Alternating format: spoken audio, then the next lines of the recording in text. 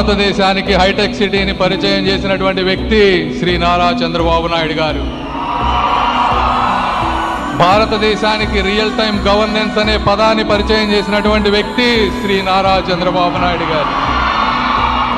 ఎవరికి తెలియని రోజుల్లో సిటిజన్ సెంట్రిక్ డిజిటల్ సర్వీసెస్ కి ఈ సేవ మీ సేవ అని పేరు పెట్టినటువంటి మహోన్నతమైన వ్యక్తి శ్రీ నారా చంద్రబాబు నాయుడు గారు.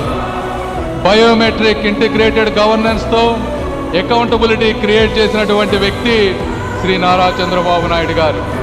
పేపర్ల మీద ఉన్నటువంటి ల్యాండ్ రికార్డ్స్ ని డిజిటైజ్ చేసినటువంటి మొదటి వ్యక్తి శ్రీ నారా చంద్రబాబు నాయుడు గారు.